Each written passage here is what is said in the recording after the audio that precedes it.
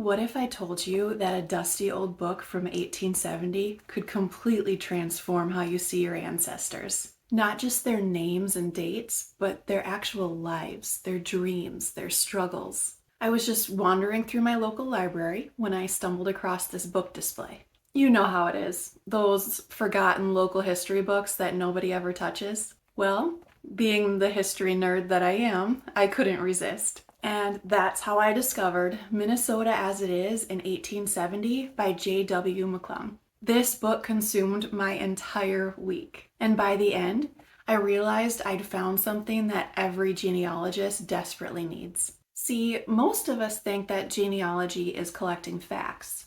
Birth certificates, death certificates, census data. We know the what and the when, but this book, it gives us something precious, the why and the how.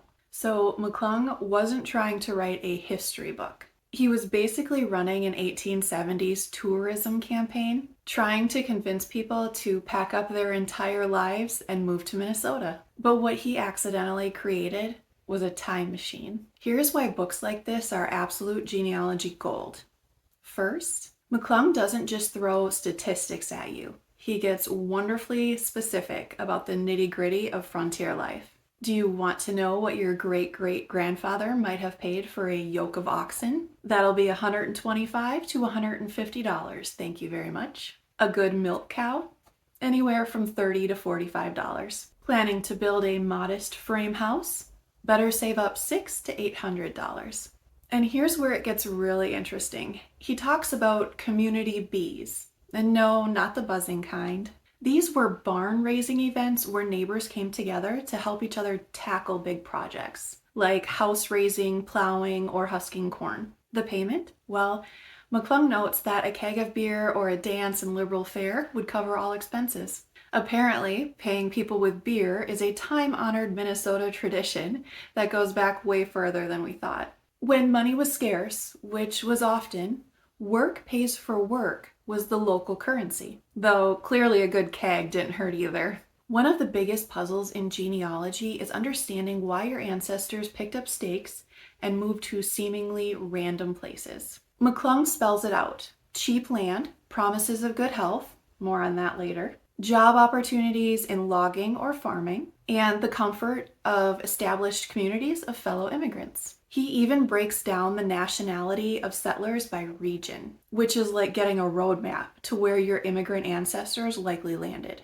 Each county gets its own little profile, complete with land prices, industries, churches, schools, and population figures. Researching a family in Morrison County, McClung's got you covered with details about what resources were available, what businesses were operating, and how the community was developing in 1870. It's like having a local guide from 150 years ago. One of my favorite discoveries was the story of the Seven Sisters, a group of women who homesteaded together near Darsel Station. 7 women running a farm in 1870. These stories don't just add color, they completely reshape our understanding of who was settling the frontier. Genealogy can feel like collecting baseball cards, except we're collecting death certificates. But when you understand why your ancestors moved, what they saw, what they hoped for, it becomes a living, breathing story. Here's where McClung's promotional genius really shines, and where modern readers might do a double take.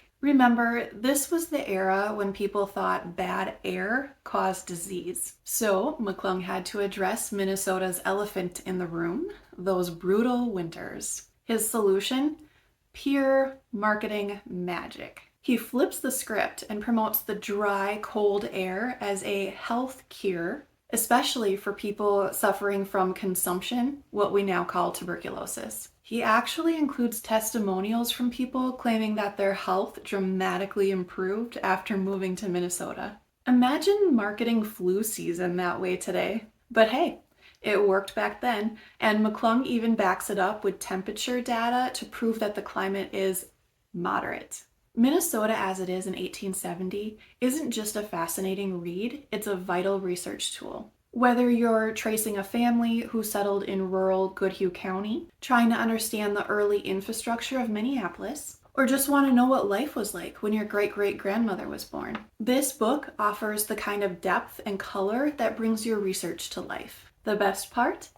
You don't have to hunt it down in some dusty archive. You can read the full text of Minnesota as it is in 1870 online or download it as a PDF from the Library of Congress, and I will also put the link in the show notes. You can also try finding a physical copy on eBay or at your local library, and those old-time advertisements alone are worth the search. If you find this type of promotional book useful for your genealogy research, there are tons more waiting to be discovered. The Library of Congress has digitized hundreds of these 19th century recruitment materials, so you can explore what other states were promising their potential settlers.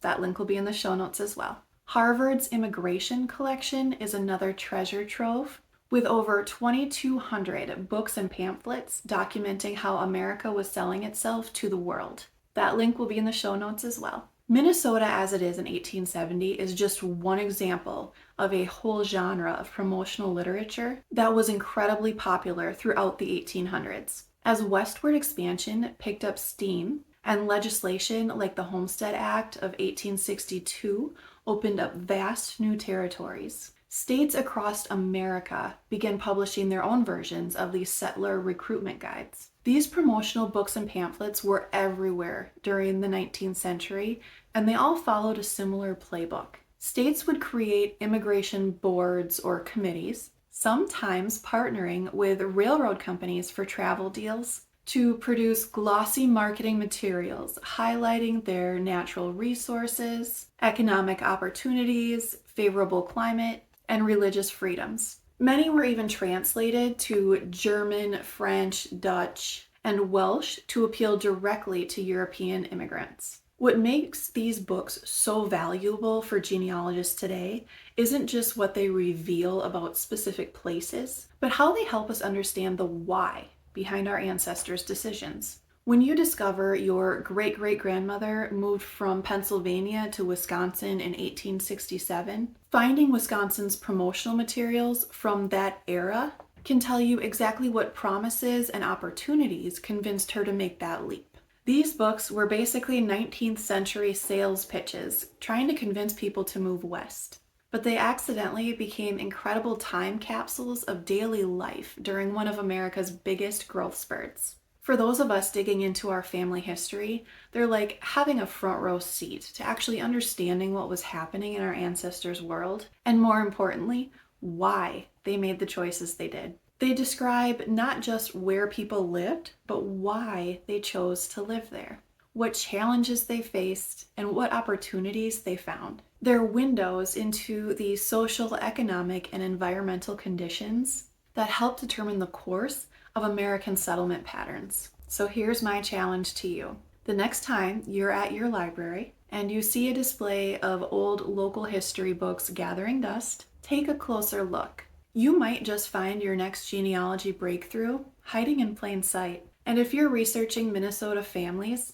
Minnesota as it is in 1870 should be at the top of your reading list. It's not just about understanding the past. It's about discovering the fascinating blend of ambition, practicality, and sheer audacity that convinced people to bet their entire futures on a place where winter lasts half the year. Who knows?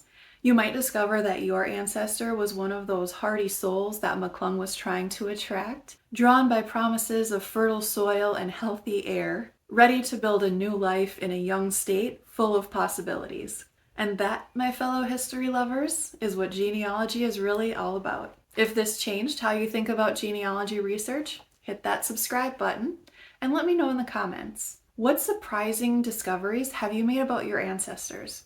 I'd love to hear your stories. At Beyond Generations Genealogy, we bring your ancestors' stories to life. Whether it's professional research, custom family history books, or photo restoration, we're here to help you go beyond the basics. Thanks for joining me on this journey into the past. Until next time, keep digging, keep discovering, and keep bringing those ancestor stories to life.